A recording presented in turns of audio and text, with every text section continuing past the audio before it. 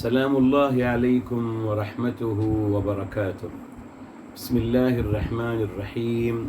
الحمد لله رب العالمين حمدا كثيرا طيبا مباركا فيه كما يحب ربنا ويرضى. اللهم ربنا لك الحمد حتى ترضى ولك الحمد إذا رضيت ولك الحمد بعد الرضا. وأشهد أن لا إله إلا الله وحده لا شريك له وأشهد أن سيدنا ونبينا وحبيبنا وعظيمنا محمدا عبده ورسوله صاحب الوجه الأنور والجبين الأزهر. اللهم صل وسلم وبارك وأنعم عليه صلاة وسلاما دائمين إلى يوم القيامة. الحمد لله الذي هدانا لهذا وما كنا لنهتدي لولا أن هدانا الله. ربنا لا تزغ قلوبنا بعد إذ هديتنا وهب لنا من لدنك رحمة إنك أنت الوهاب. سبحانك لا علم لنا إلا ما علمتنا إنك أنت العليم الحكيم. اللهم افتح علينا بالحق وأنت خير الفاتحين. رب اشرح لي صدري ويسر لي أمري واحلل عقدة من لساني يفقه قولي واجعل لي وزيرا من أهلي. آمين يا رب العالمين بجاه الرحمة للعالمين صلى الله عليه وآله وسلم. يقول الله تبارك وتعالى في كتابه العزيز بعد أعوذ بالله من الشيطان الرجيم بسم الله الرحمن الرحيم. يسألونك ماذا أحل لهم قل أحل لكم الطيبات. محترم ناظرین السامعین کرام، آج انشاءاللہ تعالی ہم سورہ المائدہ کی آیت نمبر 4 سے آغاز کر رہے ہیں۔ یہاں دیکھیے آغاز میں ہی ایک سے زیادہ مضامین الحمدللہ اس مبارک آیت میں، جو میں آپ کو ہمیشہ بتاتا رہا، ایک ہی آیت میں ایک سے زیادہ مضامین ہوتے ہیں میرے محترم جی۔ اچھا، آغاز ہوتا ہے اس مبارک انداز سے، فرمایا گیا یسألونک، وہ سوال کرتے ہیں آپ سے، یعنی آپ صلی اللہ علیہ وآلہ وسلم سے۔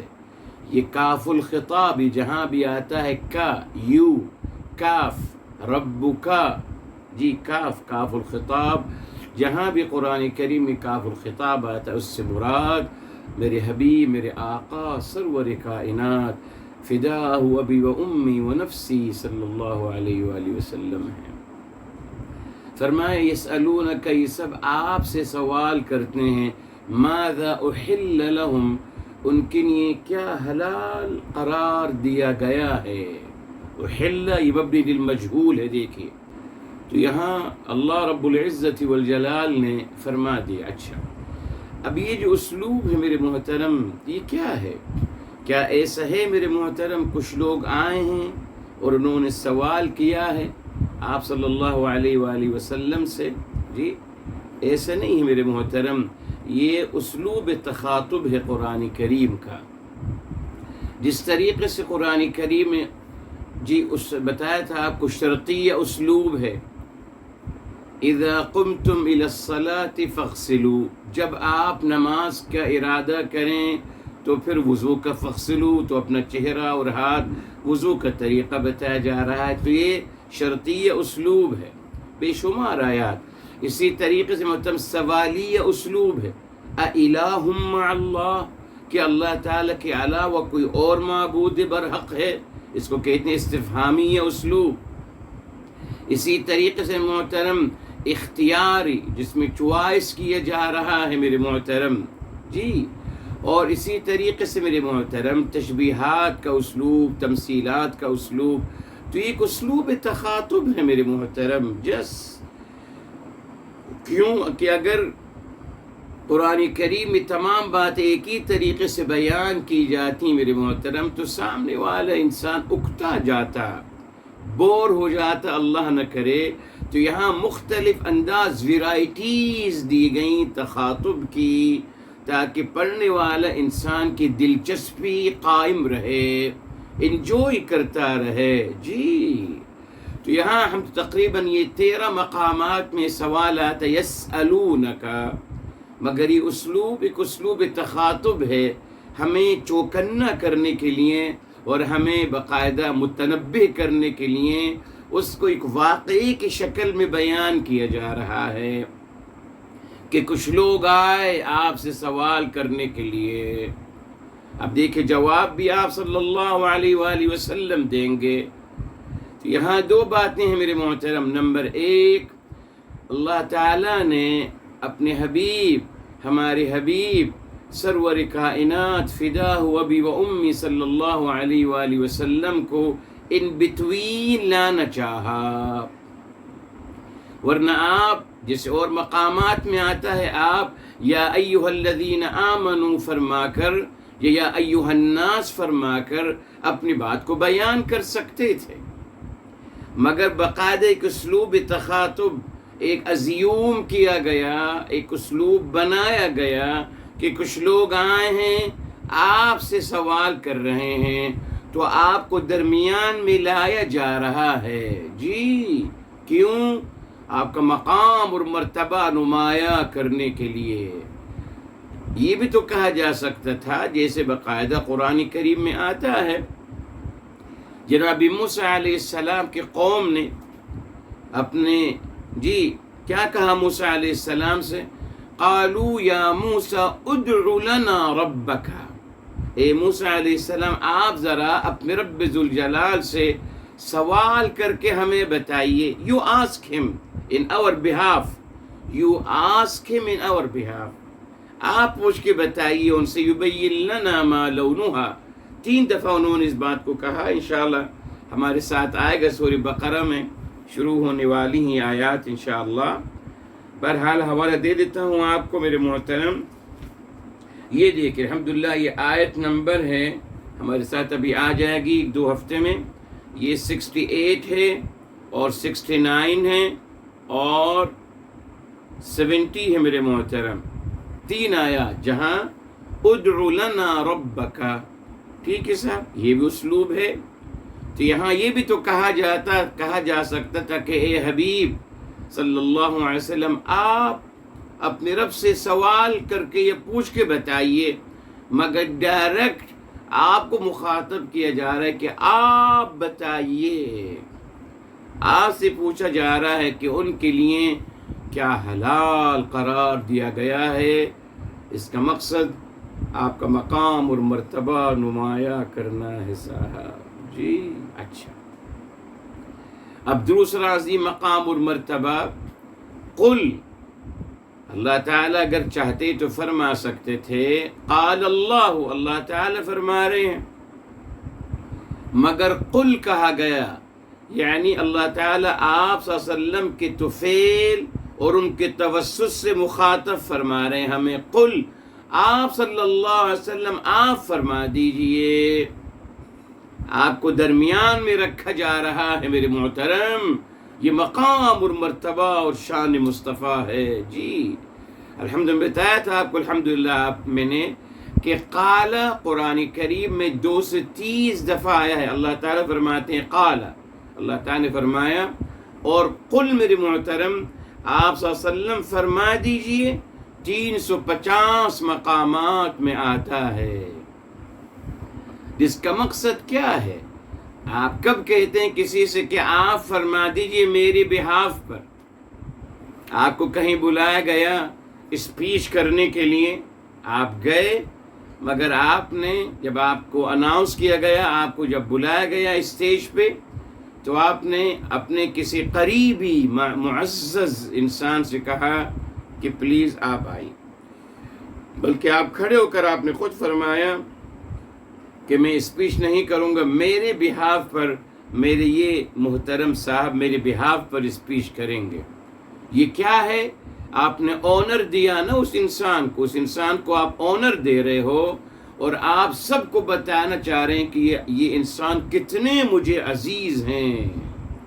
یہی اسلوب اللہ تعالیٰ نے اختیار فرمایا کہ آپ صلی اللہ علیہ وسلم فرما دیجئے، آپ فرما دیجئے، آپ کا مقام اور مرتبہ نمایاں کرنے کے لیے میرے محترم جی، اور آپ درمیان میں ہیں۔ ہمارے کچھ بیچارے لوگ کوشش کر رہے ہیں کہ آپ صلی اللہ علیہ وآلہ وسلم کو فدا ابی و امی و نفسی صلی اللہ علیہ وآلہ وسلم ان سے تغافل برت جائے، نہیں ہو سکتا صاحب۔ کلمے میں آپ، اذان میں آپ، نماز میں آپ، روزے میں آپ، صدقہ میں آپ یعنی زکوٰۃ میں جی، حج میں آپ، زندگی کی ہر عمل میں آپ، کون سا اسلام، کون سا دین کی تعلیم ہے جس میں میرے حبیب، میرے آقا سرور کائنات فدا ہو بأمی و نفسی صلی اللہ علیہ وسلم نہ ہو ہی نہیں سکتا۔ آپ صلی اللہ علیہ وسلم عملی ورژن ہے، پریکٹیکل ورژن ہے قرآن کریم کے، تو کیسے ان سے لا تعلق ہوا جا سکتا ہے؟ ناممکن میرے محترم، ناممکن۔ بیچارے ہیں وہ لوگ جو ایسا سمجھتے ہیں جی، اور پھر آگے چل کر پھر وہ بھٹک جائیں گے یقیناً۔ شیطان ان کو الگ طریقے سے پھر معاذ اللہ ان کو بھٹکا رہا ہے معاذ اللہ۔ اسی لیے احتیاط کرنا چاہیے۔ پورا قرآن پڑھ لیجئے، الحمدللہ اللہ تعالیٰ کی توفیق سے اور اللہ تعالیٰ کے فضل و کرم سے اور میرے حبیب، میرے آقا صلی اللہ علیہ وسلم کے صدقے الحمدللہ ابھی جو کتاب میں لکھ رہا ہوں سیرت مبارکہ کے الحمدللہ ہم نے ان تمام قرآن کریم کے آیات کو کوٹ کیا ہے آپ کے لیے جی، جمع پھر سب کو ان کو کلیکشن کیا ان کا اور ان کو کوٹ کیا ہے اور آپ کے لکھ دیا۔ اب آپ خوب اندازہ لگا لیجئیں گے کہاں کہاں اللہ تعالیٰ نے اپنی حبیب صلی اللہ علیہ وسلم کو مخاطب فرمایا ہے جی، کہاں کہاں۔ انشاءاللہ آ رہی وہ کتاب، آپ دیکھیں گے دلیل کے ساتھ الحمدللہ، اور پھر آپ کو تعجب ہوگا الحمدللہ 2000 مقامات ہیں قرآن کریم کے میرے محترم جی۔ یوں تو پورا قرآن ہی آپ سے مخاطب ہے، مگر specifically الحمدللہ more than 2000 الحمدللہ۔ You will surprise، سب موجود الحمدللہ۔ اللہ کا کرم ہے، اللہ تعالیٰ نے توفیق عطا فرمائی، اس قابل تو میں نہ تھا۔ تو الحمدللہ ثابت کیا ہوا؟ مقام مصطفیٰ اور شان مصطفیٰ۔ ٹھیک ہے سر، جیسے میں نے آپ سے کہا اس سے اوائڈ کریں شان نزول۔ شان نزول تو میرے محترم جب ان سے ہم پوچھتے ہیں کہ صاحب کتنے شان نزول ہیں، کہتے ہیں چند ہیں۔ چند کیوں ہے؟ پھر ہر آیت کا شان نزول ہونا چاہیے، نمبر 1۔ پھر ہم کہتے ہیں کہ صاحب چلیے اب اس میں بھی اختلاف، جی شان نزول میں بھی اختلاف، اس پہ بھی اتفاق نہیں ہے۔ جیسے میں نے آپ سے کہا جس انسان کو جو شخصیت محبوب ہے اس نے اس آیت کا شان نزول ان کی طرف کر لیا، یعنی قرآن کریم کو بھی کچھ لوگوں کی عظمتیں بیان کرنے کے لیے باقاعدہ استعمال کیا جانے لگا۔ ہمیشہ یوں ہوا ہے میرے محترم جی، لوگوں کی عظمتوں کے بڑھانے کے لیے قرآن کریم کی آیات ان کی طرف منسوب کر دی جائیں کہ ان کی شان میں نازل ہوئی تھی، جبکہ میں نے آپ کو بتا دیا میرے محترم یہ قرآن کریم کا اسلوب نہیں ہے، بس ایک یونیورسل پیغام ہے تا قیامت تمام انسانیت کے لیے میرے محترم۔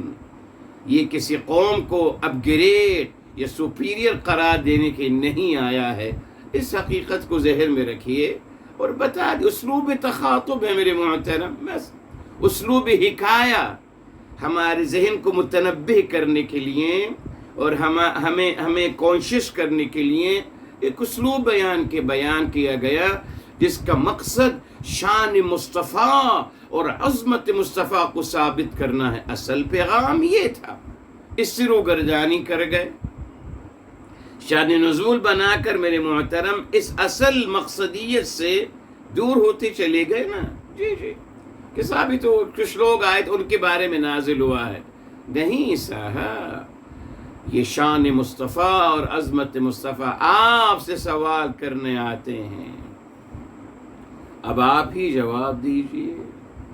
آہا، اب آپ ہی جواب دیجئے۔ اچھا صاحب، اب یہاں میرے محترم، ماذا احل لہم، کیا حلال ہے ان کے لیے؟ اب یہ جو کوشچن ہے، عام کوشچن ہے نا میرے محترم، کیا حلال ہے ان کے لیے؟ بتایا تھا آپ کو میرے محترم، محرمات 3 چیزیں ہیں، بتایا تھا آپ کو۔ ایک محرمات ہیں اعمال، حرام اعمال ہیں۔ ایک میرے محترم حرام کھانے پینے، اور تیسرا ہے حرام رشتے جن سے نکاح نہیں کیا جا سکتا۔ یہ 3 حرام کی قسمیں ہیں قرآن کریم میں۔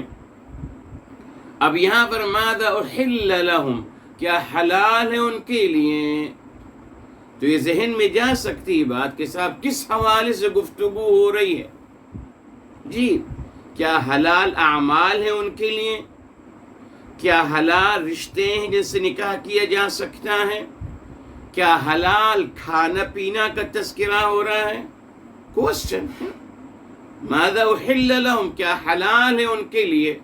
تو بھئی یہ اس کے 3 مختلف زاویے ہو سکتے ہیں، مگر یہاں جواب سے پتہ چلے گا اور سیاق و سباق سے کہ یہاں کیونکہ گفتگو الحمدللہ اس سے پہلے آیت نمبر الحمدللہ 3 میں، آیت نمبر 3 میں کھانے پینے کے حوالے سے گفتگو ہو رہی ہے، اسی لیے یہاں ہم کہیں گے کہ صاحب یہاں ان کا جو سوال ہے اس سے مراد کھانے پینے میں کیا حلال ہے ہمارے لیے۔ جی ٹھیک ہے صاحب، یہ سیاق و سباق سے سمجھ میں آئے گا۔ ٹھیک، اب آپ صلی اللہ علیہ وسلم جواب دیجئے، اگین آپ کا مقام اور مرتبہ بیان کرنا۔ فرمایا قل، آپ فرما دیجئے، حل لکم، حلال ہے آپ سب کے لیے، الطیبات، طیبات حلال ہیں آپ کے لیے۔ طیبات کیا مطلب الطیبات میرے محترم؟ جی یہ دیکھیے، یہ صفت ہے میرے محترم، یہ تو صفت ہے، یہ کسی چیز کا اسم تو نہیں ہے، یہ صفت ہے، ستھری چیز، صاف اور ستھری چیز، یہ ہے الطیبات، یہ طیبات ہے میرے محترم۔ تو صاحب یہ تو ایک صفت ہے، اور صفت سے کوئی دلالت تو نہیں ملتی، صفت تو باقاعدہ مسمى کی دلالت کے لیے آتی ہے، مگر یہاں کہا گیا الطیبات، صفت کا تذکرہ کر دیا۔ یہ کیا ہے میرے محترم؟ جی یہ قرآن کا اسلوب، اللہ اکبر۔ اللہ تعالیٰ اب اگر گنوانا شروع کرتے تو فرماتے بکرے آپ کے لیے نا، بکرے، گائے اور اونٹ، چوپائے جو ہیں، اسی طریقے سے پرندوں میں سے جو ہے ان کے نام لیے جاتے، اور پھر سبزیوں میں سے کیا ہے، سبزیوں کا نام لیا جاتا، اور پھر پھلوں کا نام لیا جاتا، پھر ڈرائی فروٹ کا نام لیا جاتا، پھر جوسز کا نام لیا جاتا، ایک لمبی لسٹ میرے محترم ہے نا۔ مسمیات جب وہ کہہ رہے ہیں کہ ماذا احل لہم، تو پھر سراب جو حلال اس کو معین کرنا پڑتا ہے نا، معین کرنا پڑے گا اور اس کے مسمیات کو لانا پڑے گا، مگر یہاں اللہ تعالیٰ نے مسمیات کا تذکرہ نہیں کیا بلکہ صفت لیا ہے۔ یہ کیا ہے میرے محترم؟ بتایا تھا آپ کو، بعض دفعہ اللہ تعالیٰ مسمى کا تذکرہ نہیں کرتے، اس کی دلالت کا تذکرہ کرتے ہیں، صفت کا، بیکوز اس کی صفت سے آپ اندازہ لگا لیں گے مسمیات کا، اور بعض دفعہ مسمیات کا تذکرہ کیا جاتا ہے، صفت کا نہیں، اس کا بھی اندازہ لگا لیجیے گا آپ مسمیات سے۔ جس طریقے سے فعل کا تذکرہ نہیں کیا جاتا بلکہ فعل کا جو لازمہ ہے، فعل کا جو لازمہ ہے، جو فعل کا لازمی تقاضا ہے، اس کا تذکرہ کر دیا جاتا ہے، فعل کا نہیں۔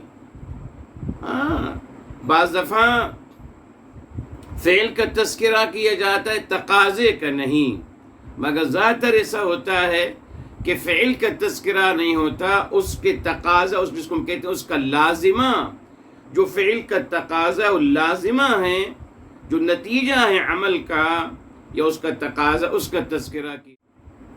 اب الطیبات کا مطلب میرے محترم صاف ستھری چیزیں، ہمارے اردو میں کہتے ہیں پاک، پتہ نہیں لفظ پاک کہاں سے آیا ہے، غلط ترجمہ ہے میرے محترم، نہ یہ پاک، یہ پتہ نہیں کون سا لفظ ہے، اس لفظ نے میرے محترم سارے مفاہیم کو بدل دیا۔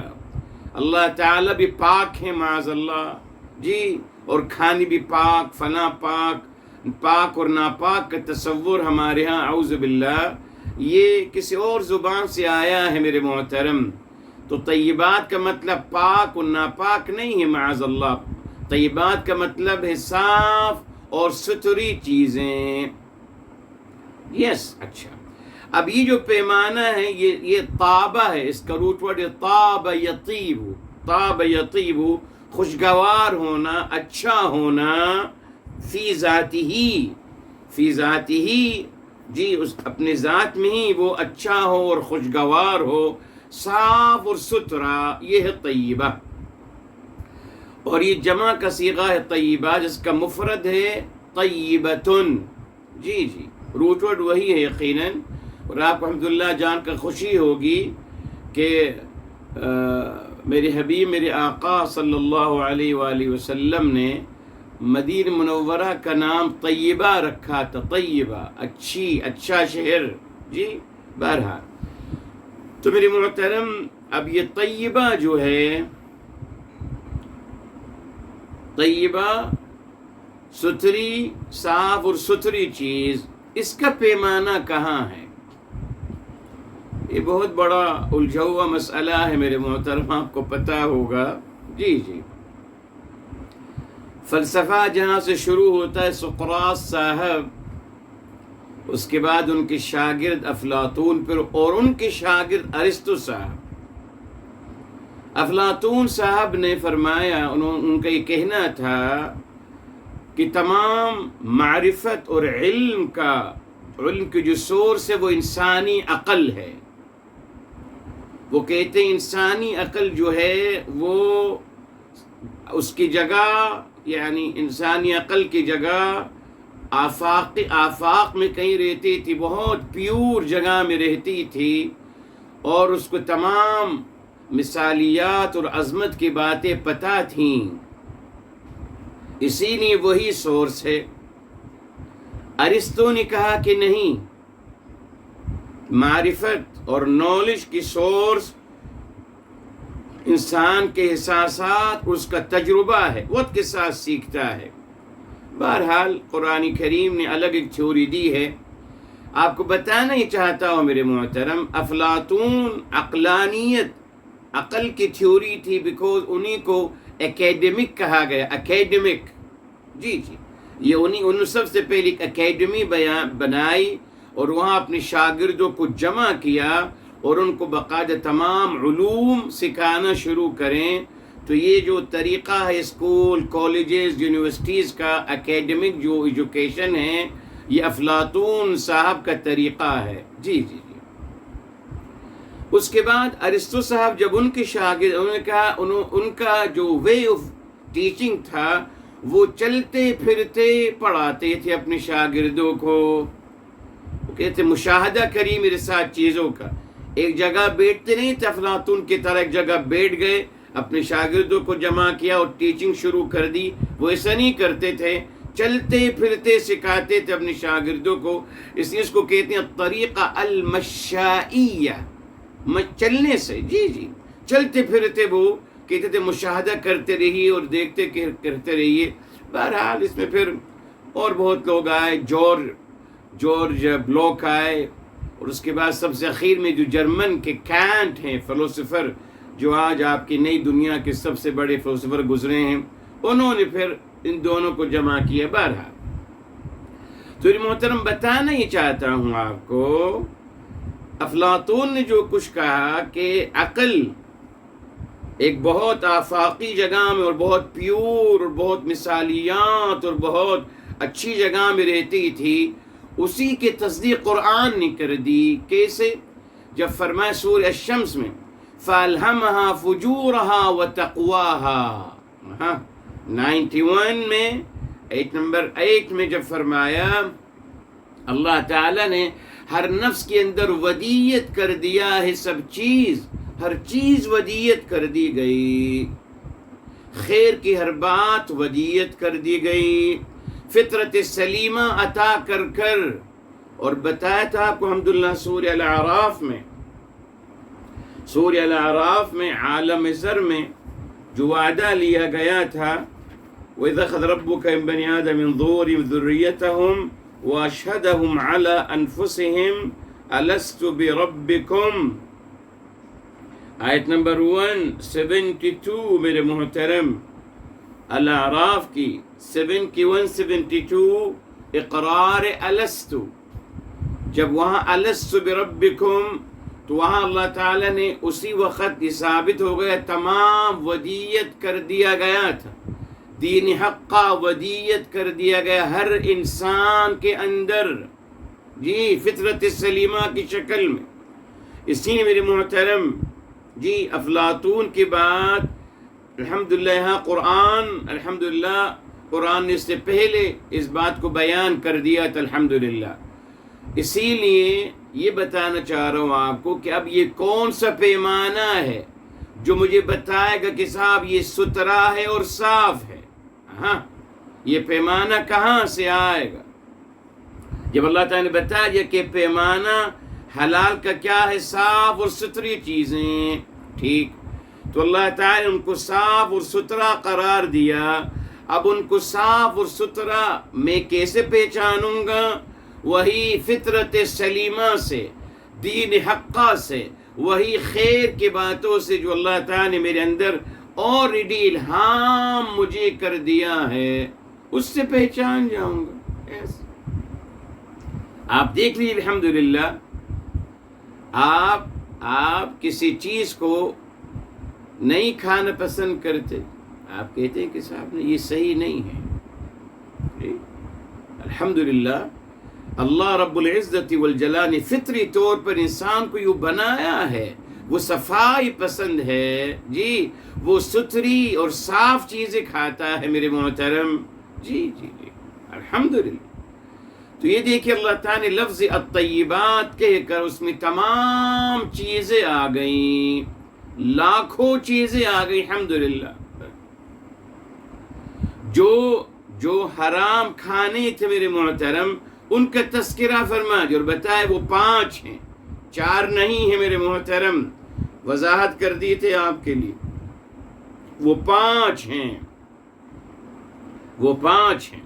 اسی طریقے سے جو اعمال حرام ہیں وہ 10 نہیں ہیں میرے محترم، نہ، الحمد بتایا تھا آپ کو، اگر چاہیں گے انشاءاللہ مزید بھی آپ کو بتا دوں گا الحمدللہ تعالی باذن اللہ، وہ بھی 12 ہیں میرے محترم، 12 حرام اعمال ہیں۔ لوگ ہمیشہ 10 کا تذکرہ کرتے ہیں، نہیں صاحب 12 اعمال ہیں۔ اسی طریقے سے حرام کھانے 4 نہیں 5 ہیں میرے محترم، گزشتہ سبق میں آپ سن سکتے ہیں، تمام وضاحتیں کی گئی ہیں۔ اچھا، اس سے میرے محترم یہاں فرما دیا گیا الطیبات۔ اچھا، اب آئیے میرے محترم دیکھیے، صرف 5 چیزیں حرام ہے کھانے میں، باقی تمام حلال ہے الحمدللہ۔ یہ دیکھیں، اللہ اکبر جی۔ اچھا، قرآن کریم میں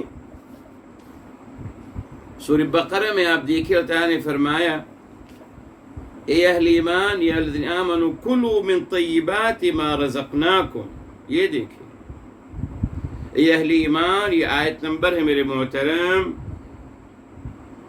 172 ہے، 172۔ اے اہل ایمان کلوا من طیبات ما رزقناکم، اے اہل ایمان کھائیے ان ستھری چیزوں میں سے، صاف اور ستھری چیزیں جو ہم نے آپ کو عطا کی ہیں۔ یہ دیکھیں، اب اہل ایمان سے کہا جا رہا ہے کہ کھائیے ان ستھری اور صاف چیزوں کو۔ اچھا، اسی طریقے سے میرے محترم اللہ تعالیٰ نے تعجب ہوگا کہ انبیاء علیہم السلام کو یہی اللہ تعالیٰ نے ان کو تلقین کی، جی یہ ان کو تلقین کی گئی ہے جب فرمایا گا یا ایھا الرسل کلوا من الطیبات، یہ سورہ المومنون ہے، سورہ مومنون سورہ نمبر 23 اور آیت نمبر 51۔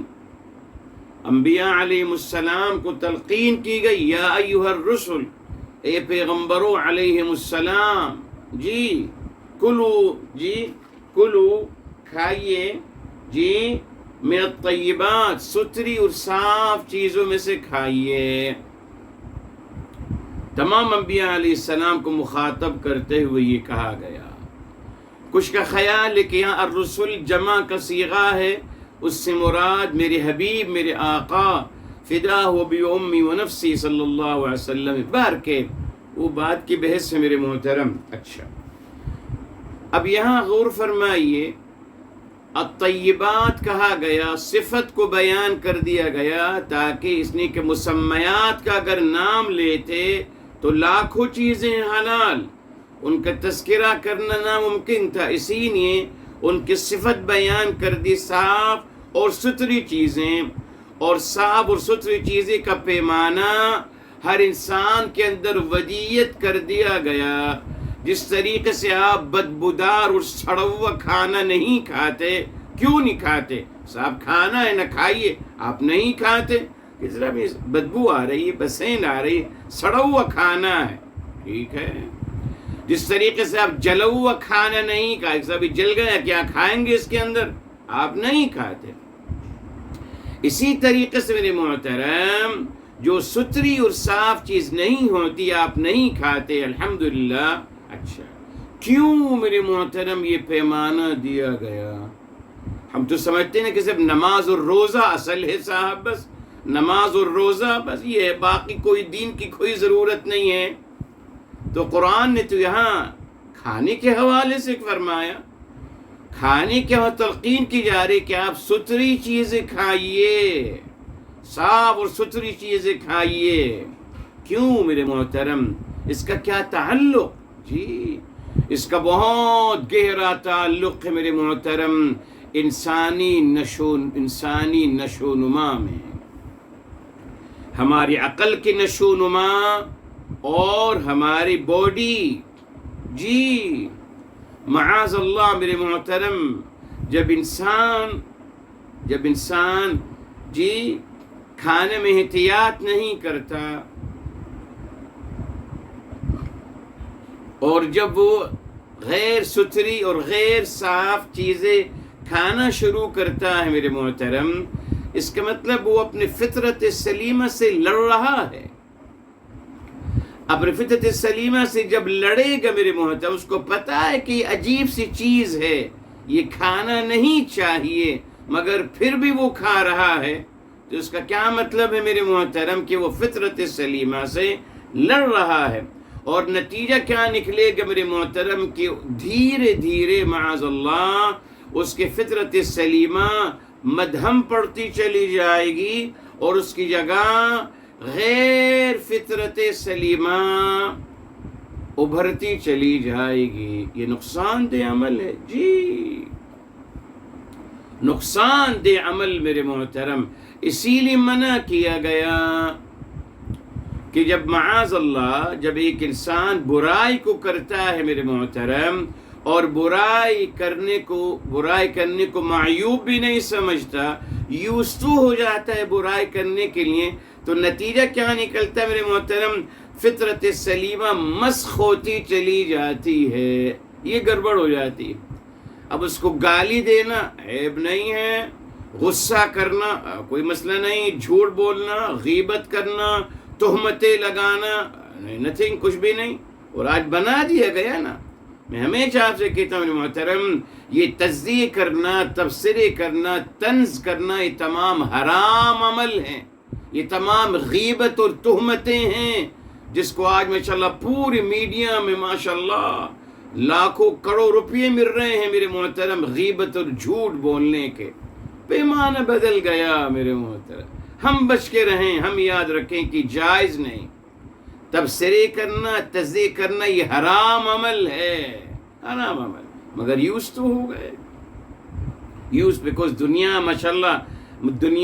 ماشاء تعریف بھی کر رہی ہے، اور ماشاءاللہ بڑا بڑا مقام اور مرتبہ مل رہا ہے کہ صاحب کیا تجزیے کرتے ہیں، صاحب کیا جھوٹ بولتے ہیں، کیا غیبت کرتے ہیں، کیا تہمت لگاتے ہیں لوگوں پر، ماشاءاللہ تعریف کی جا رہی ہے، پیسہ مل رہا ہے ان کو سب کچھ کرنے کا، پیمانہ بدل گیا۔ تو دیکھیے محترم، کیوں کہا گیا، ہمیں روکا جا رہا ہے کہ آپ ستھری صاف چیزیں کھائیے تاکہ آپ کے فطرت سلیمہ اپنی جگہ رہے۔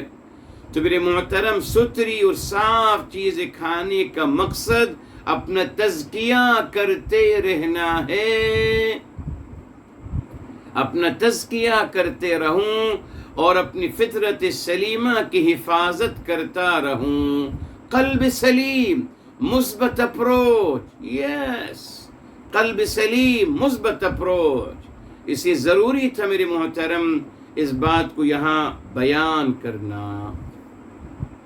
مگر دیکھیے ہمارے لوگوں نے کس طریقے سے باتوں کو بدلا میرے محترم، جی کہنے لگے کہ معاذ اللہ، جی کہتے ہیں معاذ اللہ، بہرحال اللہ کے ہاں سب جواب دے ہیں، کہتے ہیں میرے محترم کہ اونٹ کا یورین پینا پیٹ کی بیماریوں کے لیے اچھا ہے۔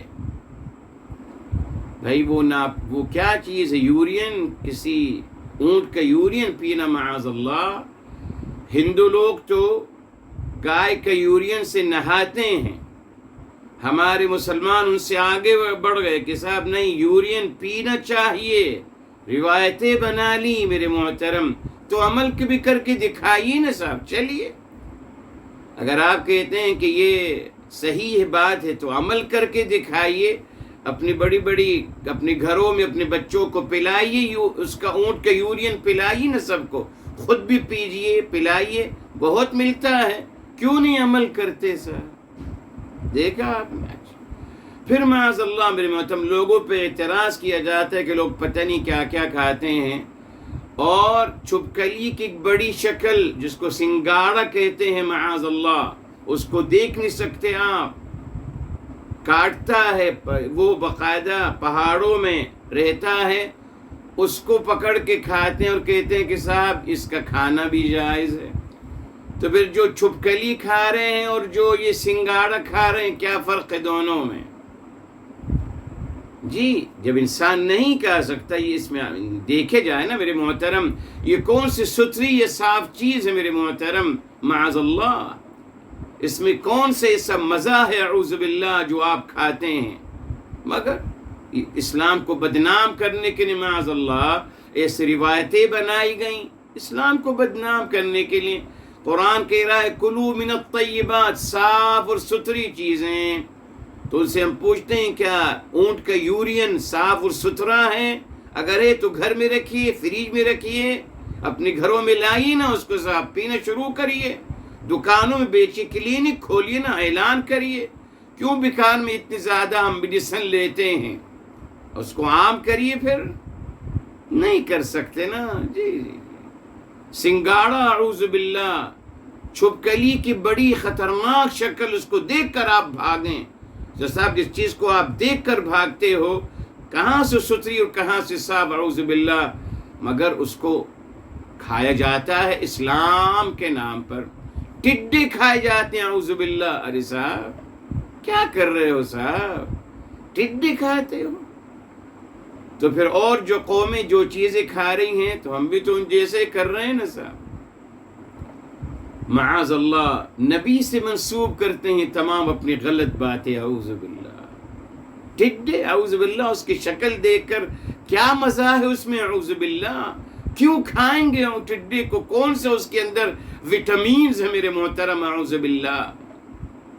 یعنی کھجور کھانا اور ٹڈے کھانا برابر ہے اعوذ باللہ، مگر کھایا جاتا ہے اسلام کے نام پہ۔ یہ دیکھیں تو صاحب یہ تمام روایات قرآن کی اگینسٹ جا رہی ہیں میرے محترم، یہ طیبات میں سے نہیں ہیں، فطرت سلیمہ یاد رکھے فطرت سلیمہ برداشت نہیں کرتی کہ یورین اونٹ کا پیشاب پیا جائے، اعوذ باللہ، یہ فطرت سلیمہ برداشت نہیں کرتی. نہیں صاحب، ٹڈی کھانا یہ فطرت سلیمہ نہیں برداشت کر سکتی. سنگاڑا کھانا معاذ اللہ فطرت سلیمہ برداشت نہیں کر سکتے. پھر ماشاءاللہ جو تھیوری بنائی ہے سنگاڑے کے ساتھ، دیکھ لیجئے، مرد حضرات سے پوچھے گا وہ بتا دیں گے آپ کو. ماشاءاللہ بہت زبردست تھیوری بنائی گئی ہے ماشاءاللہ. اعوذ باللہ. اسی لیے کہتا ہوں قرآن کو پیمانہ کیوں روکا گیا؟ ریلی میرے محترم، جی کیوں روکا گیا؟ بہرحال کچھ لوگوں نے اس کی اور توجیہ کی ہے کہ صاحب جو انسان حرام کھاتا ہے تو یہ ہوتا ہے اور وہ ہوتا ہے، وہ الگ چیز ہے میرے محترم. اس کا کہیں تذکرہ نہ قرآن میں ہے نہ حدیث مبارکہ میں ہے.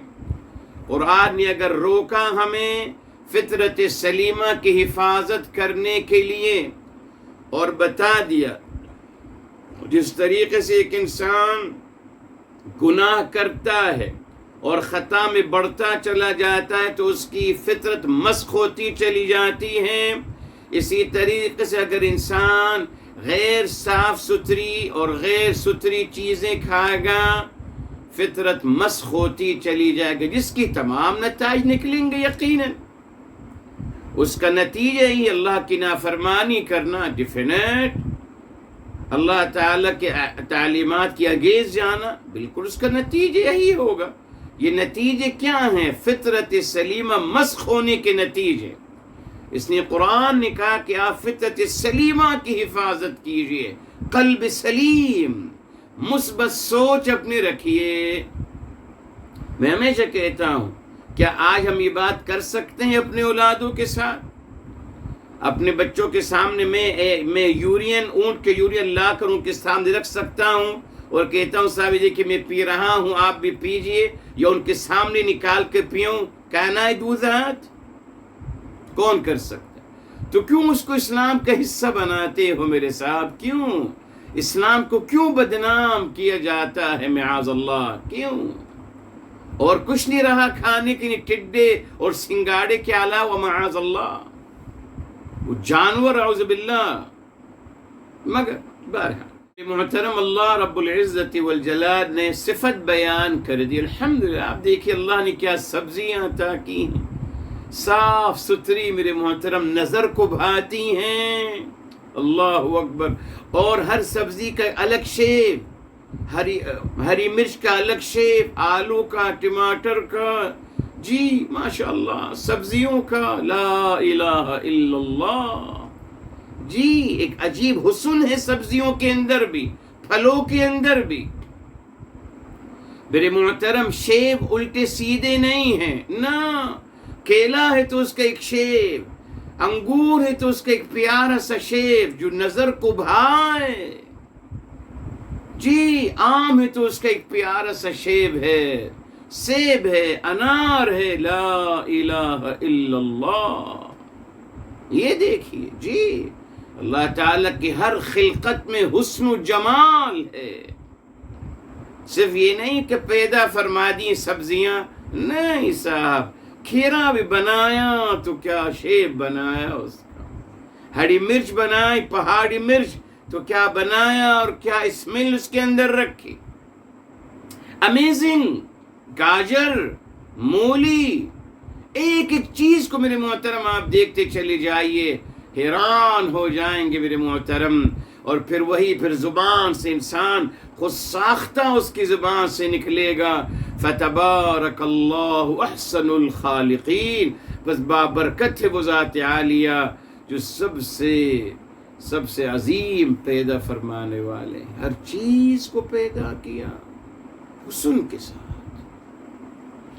فطرت سلیمہ یہی ہے، اٹریکٹ ہوتی ہے فطرت سلیمہ، قلب سلیم اٹریکٹ ہوتا ہے صاف ستھری چیزوں کے لیے. سمپل سی بات ہے میرے محترم.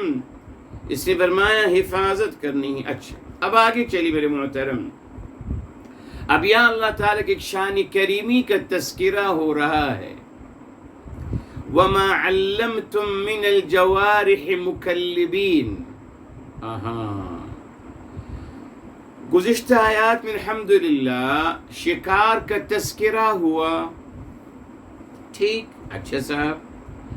اب میرے محترم سمندری شکار پتہ ہے کیسے ہوتا ہے؟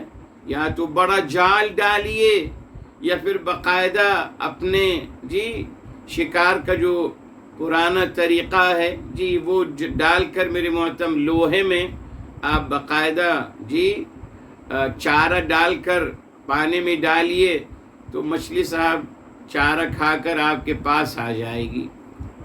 مشکل نہیں ہے نا. سمندری شکار معروف ہے، ٹھیک، اور اس کا ایک ہی طریقہ ہے. ٹھیک. اب میرے محترم جب یہاں اللہ تعالیٰ نے خشکی کے شکار کا تذکرہ فرمایا، اب اس کا طریقہ سکھایا جا رہا ہے. جی میرے محترم، خشکی کا شکار کیسے کریں گے؟ یہاں جال تو نہیں بچھا سکتے میرے محترم، نہ یہاں چارہ ڈالا جا سکتا ہے. نہیں صاحب، وہ ایسا نہیں ہے. تو خشکی کا شکار کیسے کیا جائے گا؟ انسان پہلے کیا کرتا رہا، اس کی دلیل ابھی مل رہی ہے.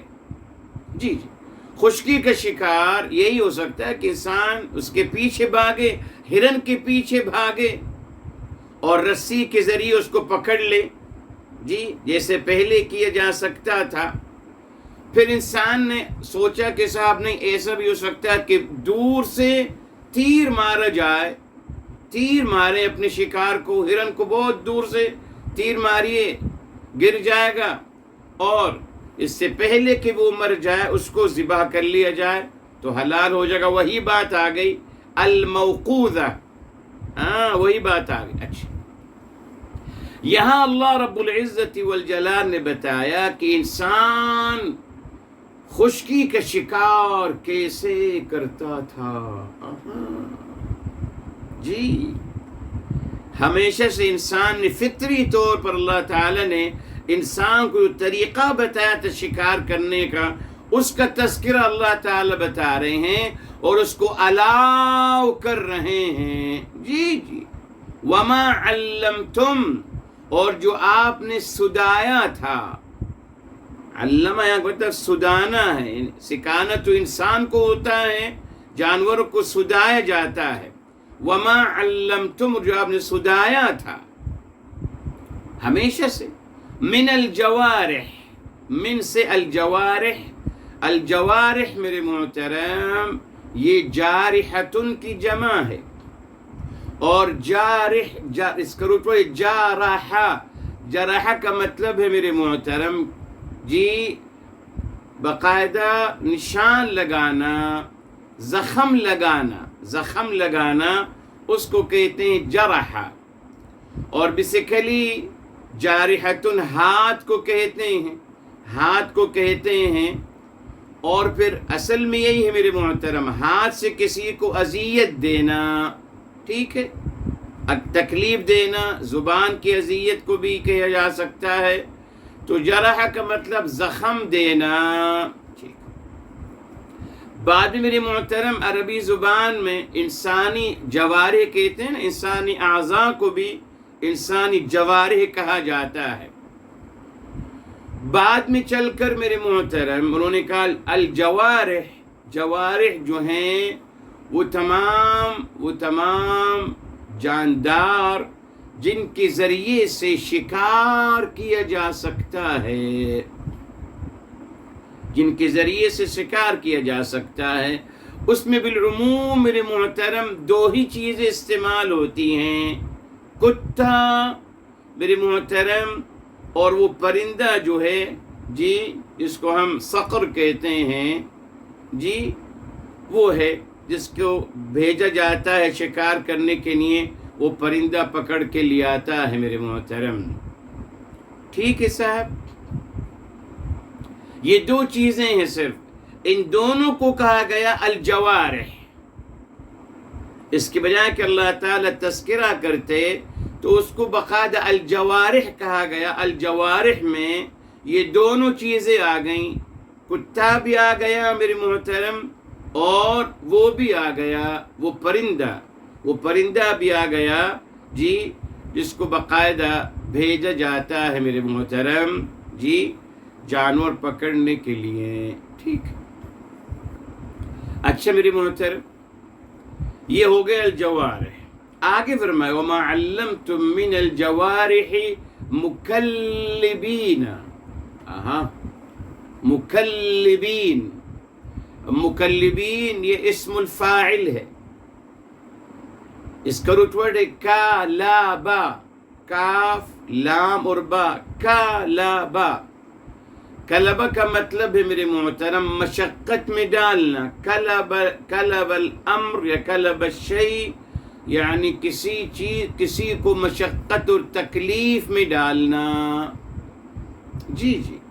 کلبہ کا مطلب ہے کلبہ الامر، یعنی کسی کو مشقت و تکلیف میں ڈال لینا، ٹھیک۔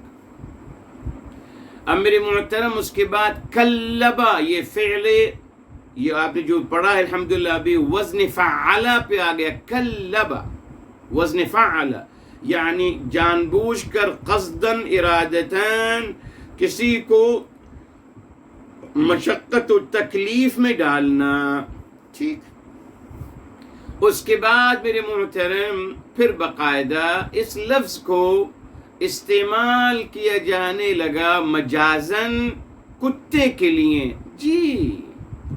عربی لغت میں، عربی اوریجنلی مطلب اس کا یہی ہے، مگر بعد میں اس کو استعمال کیا جانے لگا ڈاگ کے لیے، کلبن، یہ مصدر ہے، کلب یکلب کلبن، تو کلبن مشقت اور تکلیف کو کہتے ہیں، اور کلبن مجازن کتے کو کہنا شروع کر دیا گیا، کیوں؟ انہوں نے کہا کہ صاحب کلبن کتا جو ہے باقاعدہ مشقت و تکلیف کی زندگی گزارتا ہے، پھرتا رہتا ہے روڈوں پر، جی۔ بہرحال ایک سیویرٹی انہوں نے پائی تو اس کو کلبن کہنا شروع کر دیا، مگر یہاں میرے محترم مکلبین، تو ومن الجوارح مکلبین، مکلبین کا مطلب ہی ہوا میرے محترم جن کو آپ مشقت اور تکلیف سکھاتے ہو۔ کیا مطلب میرے محترم؟ یعنی آپ ان کو باقاعدہ وما علمتم من الجوارح مکلبین، جن کو آپ نے سکھایا محنت اور مشقت کے ساتھ، جی۔ اور جیسے آپ کو بتا بھی یہی دو چیزیں ہیں میرے محترم، اور جس کے ذریعے سے شکار ہوتا ہے، خشکی کا شکار یقیناً مشکل ہے، ہرن دور بھاگی جا رہی ہے، انسان کو اللہ نے اتنی صلاحیت نہیں دی کہ وہ اتنا تیز بھاگ سکے جتنا ہرن بھاگتی ہے، نہیں بھاگ سکتا۔ البتہ اللہ تعالیٰ نے کتے کو صلاحیت دی کہ وہ تیز بھاگ سکتا ہے ہرن سے بھی زیادہ، اور اس کو پکڑ کے لا سکتا ہے۔ تبھی دیکھے فرمایا تو علمونہن، آپ ان کو سداتے ہو، مما علمکم اللہ، جو اللہ نے آپ کو سکھایا ہے آپ ان کو سداتے ہو۔ اور یہاں دیکھیں ہن کا صیغہ استعمال ہوا عاقل کے لیے، حالانکہ یہ تو میرے محترم غیر عاقل ہیں، کتا غیر عاقل ہے، یا مکلبی کا مطلب کتا نہیں ہے میرے محترم، نہیں بتا دیا آپ کو۔ مگر جیسے میں نے آپ سے کہا الجوارح میں دو ہی استعمال ہوتے ہیں ہمارے سامنے مشاہدے میں، یا تو کتا ہے میرے محترم جی، یا پھر وہ میرے محترم ایگل ہے جس کو بھیجا جاتا ہے، یہی دو چیزیں ہیں اور نہیں ہے میرے محترم۔ اچھا، اسی لیے فرمایا آپ ان کو سکھاتے، اب ان کے لیے ہن کا صیغہ استعمال کیا جا رہا ہے جمع عاقل کا، حالانکہ ہونا چاہے تو علمونہا، دیکھا آپ نے؟ تو پھر یہ پیمانہ میرے محترم کے ساتھ جمع غیر عاقل کے لیے ہا آئے گا ہمیشہ، یہ پیمانہ انسانوں نے بنایا ہے، قرآن نے اللہ تعالیٰ نے اس کی پابندی نہیں فرمائی. ثابت ہو گیا میرے محترم کہ بعض دفعہ جمع غیر عاقل کے لیے جمع عاقل کا پروناؤن استعمال کیا جا سکتا ہے. ثابت ہو گیا نا صاحب. اور یہاں یہ کیوں ثابت ہوا؟ اللہ نے ہماری نہیں دروازہ کھول دیا الحمدللہ. جی اللہ نے ہمیں دروازہ کھول دیا کہ صاحب اگر یہاں جمع غیر عاقل جانوروں کے لیے اللہ نے اگر ہن استعمال کیا جمع عاقل مؤنث تو اور جگہ بھی استعمال کیا جا سکتا ہے. سیاق و سباق کو مد نظر رکھتے ہوئے اور دین الہی کی عظمت کو مد نظر رکھتے ہوئے. مثال کے طور پر یہ بھی سمجھا دوں آپ کو میرے محترم جی، سورہ الرحمن کی طرف آتے ہیں میرے محترم جی. سورہ الرحمن کی طرف آتے ہیں. سو نمبر ہے 55. یقیناً آپ کو پتا ہوگا الحمدللہ. کھول لیجئے اور یہاں دیکھیں میرے محترم فرمایا فیہن خیرات حسان. یہ آیت نمبر 70 ہے میرے محترم. آیت نمبر 70 فیہن خیرات حسان. فیہن سے مراد میرے محترم جی فیہن خیرات حسان. جی یہاں ہن سے مراد خیمے ہیں میرے محترم. خیمے ہی لکھتے ہیں حالانکہ ہن آ رہا ہے، ہونا چاہیے تھا فیہا مگر فیہن تو کہتے ہیں صاحب ہن سے مراد جی خیمے ہیں. ٹھیک ہے، انہوں نے بھی یہی کہا میرے محترم کہ ہا کی جگہ ہن آ گیا جمع عاقل کا صیغہ. آگے چلیے. حور مقصورات فی الخیام آ گیا جی، اور حور کا مقصد بتا دیا ہے آپ کو. اصل جو بات آپ کو بتانی ہے میرے محترم آیت نمبر ہے 73 74 ہے میرے محترم. جب فرمایا لم یطمثہن انس قبلہم ولا جان، نہیں چھوا ہوگا ان کو، معاذ اللہ نہیں داخل ہوا ہوں گے. ہن کس میں؟ ہن خیموں میں میرے محترم. ہن سے یہاں مراد ہن کا جو پروناؤن ہے وہ جا رہا ہے خیموں کی طرف جیسے اوپر گیا. بیکوز معاذ اللہ اگر کہا جائے گا کہ صاحب عورتیں معاذ اللہ، اس کا مطلب یہ ہوا وہی تھوڑی صحیح ہو جائے گی کہ مثلا جنات اور انسانوں میں آپس میں عشق معاشقہ ہوتا ہے اور شادیاں ہوتی ہیں اور اولادیں پیدا ہوتی ہیں. وہ تمام شیطانی تھیوری کو ثابت کیا جاتا ہے اس آیت سے. اس کا مطلب کوئی محفوظ نہیں رہا نا. لم یطمثہن انس قبلہم ولا جان. اس آیت سے ثابت ہو رہا ہے کہ دنیا میں جو بھی عورت تھی معاذ اللہ اللہ نہ کرے اس کو جنات نے چھوا ہے، کوئی پیور نہیں ہے اس آیت کے مطابق. جی سمجھ لی اس آیت کو کتنا غلط مفہوم نکلتا ہے اس کا معاذ اللہ. ہماری مائیں اور بہنیں اور بیٹیوں کی توہین ہوتی ہے معاذ اللہ. جبکہ اگر اس کو کہہ دیا جائے آرام سے لم یطمثہن، اور تمسا کا مطلب یہ آپ دیکھ لیجیے، میں بتا نہیں سکتا آپ کو، نہیں داخل ہوئے ان خیموں میں. تو فیہن کا مطلب خیمے ہیں، عورتیں نہیں معاذ اللہ. بس ٹھیک، یہ دلیل تھے میرے محترم. اچھا تو فرمایا جو اللہ آپ ان کو سداتے ہو، کیا مطلب میرے محترم؟ آپ ان کو سکھاتے ہو شکار کرنا. آپ ان کو، اس کا مطلب الحمدللہ دیکھیے وہ سمجھ سکتے ہیں. یہ دیکھیے اللہ تعالیٰ نے یہ صلاحیت رکھی ہے جی کتے میں سمجھتا ہے میرے محترم. جی تمام جی ہاتھی بھی سمجھتا ہے. آپ نے دیکھا ہوگا سرک میں ہاتھی کو نچایا جا رہا ہے، جی شیر کو نچایا جا رہا ہے، بندر کے ساتھ کھیل کیا جا رہا ہے، جی بلی کے ساتھ بہت سا آپ اس سے کمیونیکیشن کر سکتے ہیں، جی بالکل، یہاں آئے گی، چلے جائیں میرے محترم، سمجھ سکتے ہیں میرے محترم، مگر وہی بات ہے، کیا فرق ہے انسان میں اور غیر انسان؟ بتایا تھا آپ کو کہ انسان بول سکتا ہے اور میرے محترم انجام عاقبت سے آگاہ ہوتا ہے، یہ جانور صرف اسی وقت سمجھ سکتا ہے بس، مگر اس کو نہیں پتا ہوتا کہ انجام کیا ہوگا، جی وہ نہیں جان سکتا۔ تو بہرحال میرے اللہ نے صلاحیت دی ان کو الحمدللہ کہ وہ سیکھ سکتے ہیں، یہ دیکھ سیکھ جاتے ہیں۔ اب ان کو سدھایا جاتا ہے کہ آپ نے کس طریقے سے ہرن کے پیچھے جانا ہے، اور آپ نے اس کو بس پکڑ کے لانا ہے، بس کھانا نہیں ہے اس میں سے، پکڑ کے لانا ہے میرے محترم۔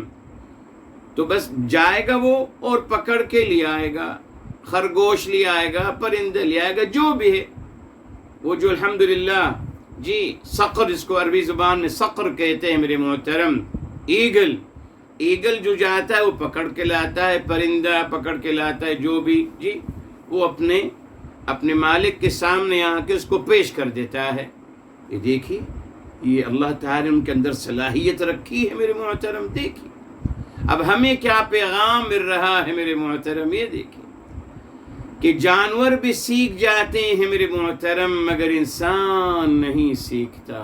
یہ دیکھیے جانور بھی اپنے آقا کی بات مانتے ہیں، اپنے آقا کو اوبے کرتے ہیں، خود نہیں کھاتے پرندے سے، نہ ہرن سے، نہ خرگوش کو پیش کر دیتے ہیں اپنے آقا کے لیے، اپنے آقا کی بات کی پابندی کرتے ہیں، مگر انسان ایک ایسا غلام ہے جو اللہ تعالیٰ کی اپنے آقا کی بات کی پابندی نہیں کرتا۔ افسوس میرے محترم، یہ دیکھیے یہی پیغام ہے جی، تعلمونہن مما علمکم اللہ، یہ بتا دیا کہ آپ ان کو سکھاتے ہو جو کچھ اللہ نے آپ کو سکھایا ہے۔ یہ دیکھیں اللہ تعالیٰ نے آپ کو سکھایا کیسے آپ نے شکار کرنا ہے، ان کے ذریعے اللہ نے سکھایا نا، اللہ نے سجایا آپ کو، فطرت سلیمہ میں رکھ دی الحمدللہ۔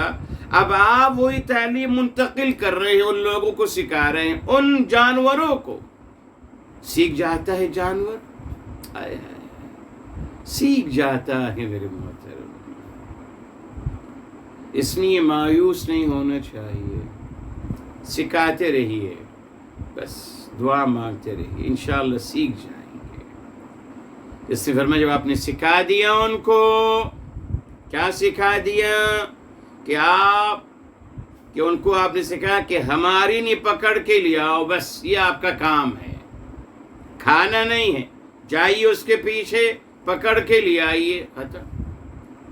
اب کتا دوڑتا ہوا جائے گا، پکڑ کے لے آئے گا آپ کے لیے۔ اس نے فرمایا فَكُلُوا مِمَّا أَمْسَكْنَا عَلَيْكُمْ، یہ دیکھ بیکوز کھانے کی بات ہو رہی ہے، ستری چیزوں کی بات ہو رہی ہے الحمدللہ، تو اللہ تعالیٰ نے خشکی کا شکار کی بھی آسانیاں فرما دیں کہ آپ کھائیے، مما اس سے جو امسکنا علیکم، جو پکڑ کے لائیں آپ کے لیے۔ یہاں بھی دیکھیے جمع مؤنث عاقل کا صیغہ استعمال ہو رہا ہے، امسکنا، جی جمع مؤنث عاقل کا صیغہ استعمال ہو رہا ہے، کھائیے اس میں سے۔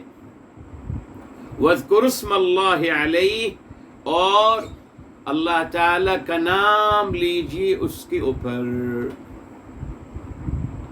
اب یہاں میرے محترم کچھ علماء میں اختلاف آیا کہ صاحب یہ جانے سے پہلے جب آپ اس کتے کو یا اس ایگل کو جب آپ روانہ کرتے ہیں تو اس وقت آپ بسم اللہ کہیے، یا جب وہ باقاعدہ شکار پکڑ کے لے آئے آپ کے لیے، جی اس وقت آپ بسم اللہ کر اس کو ذبح کریے۔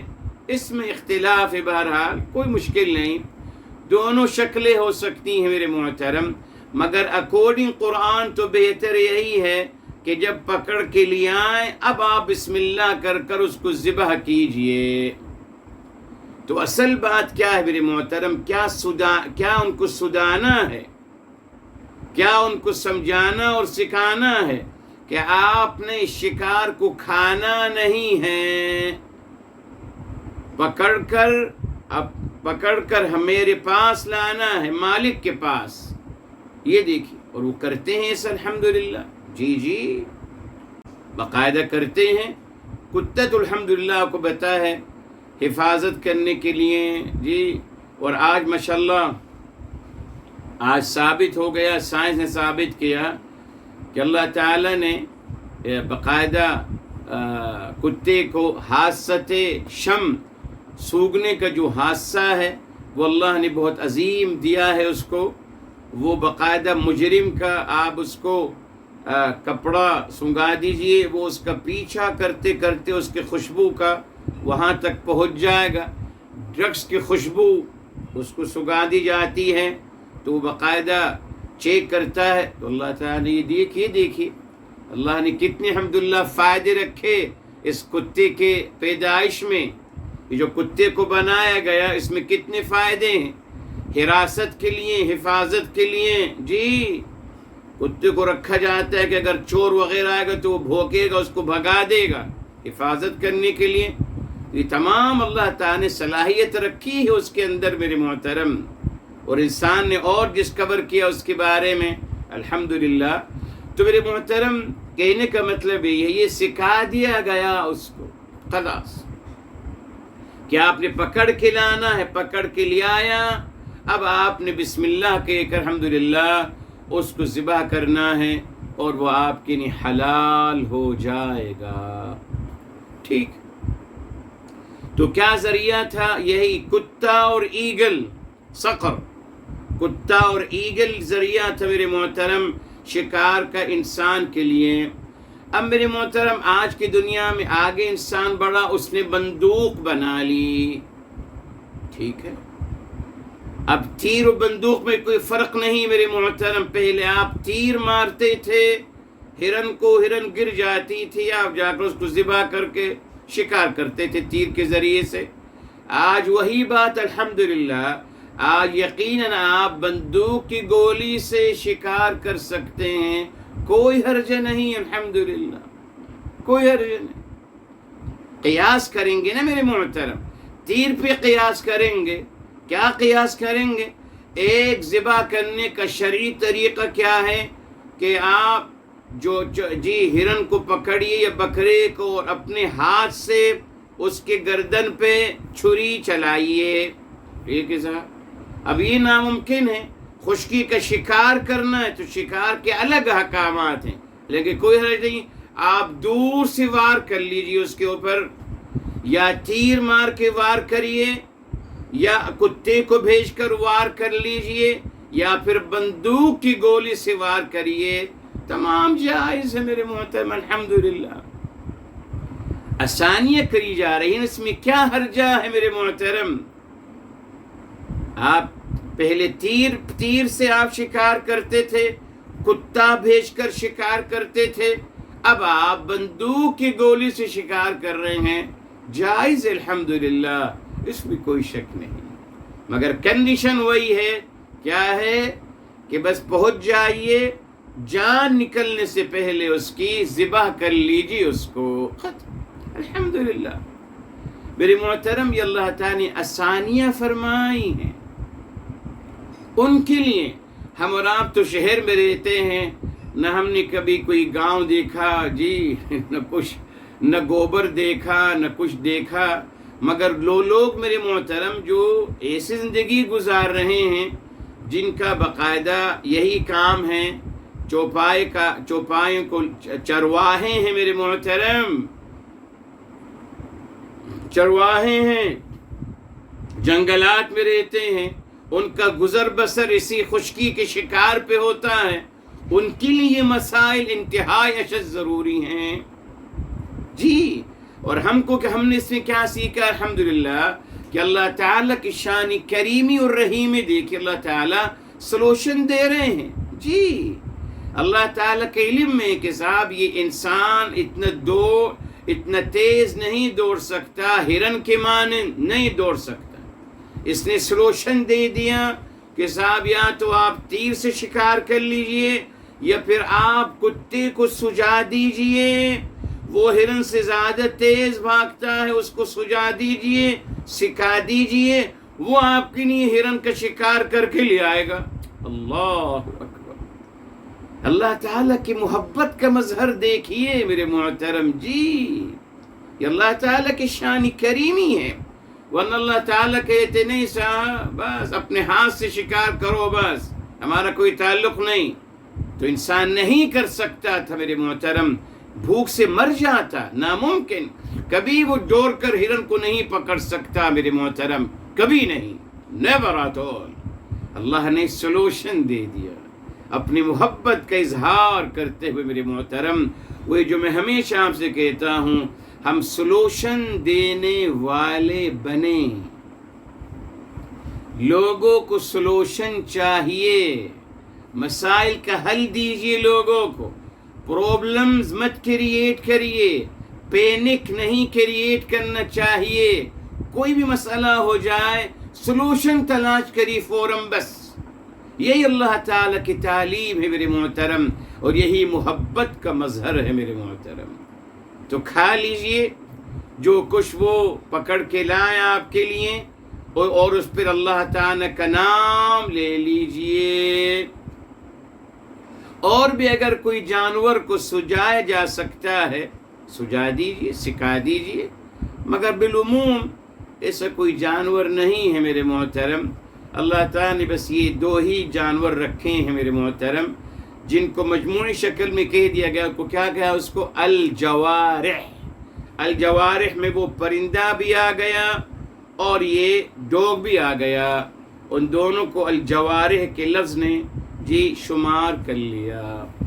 اس نے آگے فرمایا واتقوا اللہ، اور اللہ تعالی سے خبردار رہیے. یہ بنیاد یہی ہے، اللہ تعالی سے خبردار رہیے. کیا مطلب؟ کہ آپ جو کچھ بھی کر رہے ہیں، آپ نے کتنا سجایا ہے اپنے اس شکاری جانور کو، جی کیسے سجایا ہے، اور آج اس کو کب بھیجا ہے. وہ مر تو نہیں گیا، اس کے آتے آتے کیا ہوا ہے کیا نہیں ہوئی، تمام چیزیں آپ نے خیال رکھنا ہے. اللہ تعالیٰ سے خبردار رہنا ہے. آپ نے ہر چیز اب آپ نے چیک کرنی ہے. آگے فرمائے الحمدللہ ان اللہ، بے شک اللہ تعالی سریع الحساب، جلد صلہ عطا کرنے والے ہیں. الحساب صلہ، یہاں بھی ہمارے مسلمانوں نے کہا جلد سزا دینے والے ہیں. کیوں میرے بھائی؟ حساب کا مطلب سزا ہے. کون سی عربی زبان میں میرے محترم؟ حساب کا مطلب صلہ ہے. صلہ اچھا بھی ہو سکتا ہے انشاءاللہ تعالی، اور اللہ نہ کرے غلط بھی ہو سکتا ہے. مگر ہمیشہ قرآن کا غلط ترجمہ کیا گیا کہ اللہ تعالی جلد سزا دینے والے ہیں. اعوذ باللہ. جی حالانکہ اللہ تعالی جلد صلہ دینے والے. الحساب، اللہ تعالی جلد صلہ دینے والے. پھر آپ کو بات دہرا دوں معذرت اخیر میں، انسان اس کام کو کرتا ہے جس کا صلہ اس کو جلدی ملتا ہے. جی فطرت ہے. آج دنیا میں یہی تو ہو رہا ہے نا. آج کوئک سروس پہ دنیا چل رہی ہے، تو انسان وہی عمل کرتا ہے جس کے بارے میں اس کو یقین ہو کہ جلد صلہ ملے گا، معاوضہ جلدی مل جائے گا. ہمارے ہاں یہ کہا گیا کہ صاحب آپ برائی مت کیجئے، برائی کا جواب فوراً آئے گا، چماٹ لگے گا، فوراً عذاب الہی آ جائے گا. ڈرایا گیا. ہم اس نے صاحب گناہ مت کیجئے. اچھا صاحب نہیں کرتے. اب ہم نے ان سے پوچھا کہ صاحب بتائیے نیکی کریں گے تو نیکی کا صلہ کب ملے گا؟ کہنے لگے میاں صاحب نیکی کا صلہ تو قیامت کے دن ملے گا، بہت ہزاروں سال کے بعد۔ اب نفسیاتی طور پر مائی نیچر از دیٹ کہ میں جلدی والے انجام کو زیادہ پسند کرتا ہوں، اسی نے میرے محترم معاذ اللہ دیکھیے بات بدل گئی۔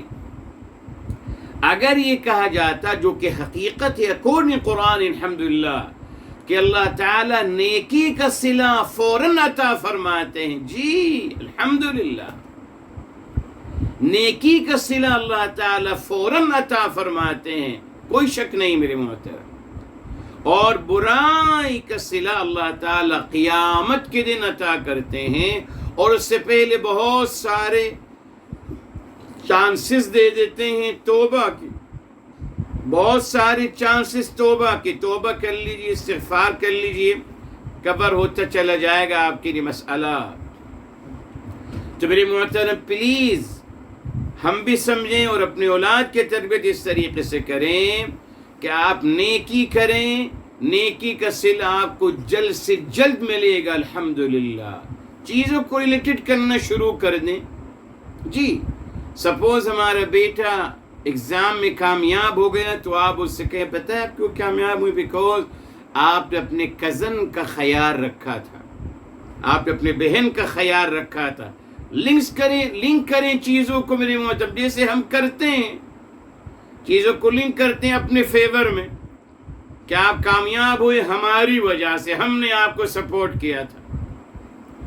اس نے میرے محترم اگر یہی مثبت سوچ ہے میرے محترم، یہ کہنا کہ برائی سے دور رہیے اس نے کہ برائی کی سزا اور عذاب فوراً آتا ہے، یہ منفی سوچ ہے، منفی، اس کے منفی اثرات ہوں گے۔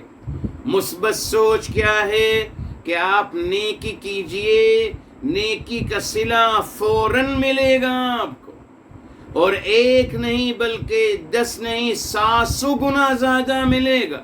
لوگوں کو انکریج کریں نیکی کی طرف میرے محترم، یہی مثبت سوچ ہے اور یہی اللہ تعالیٰ کو مطلوب ہے۔ اللہ تعالیٰ عمل کرنے کی توفیق عطا فرمائے۔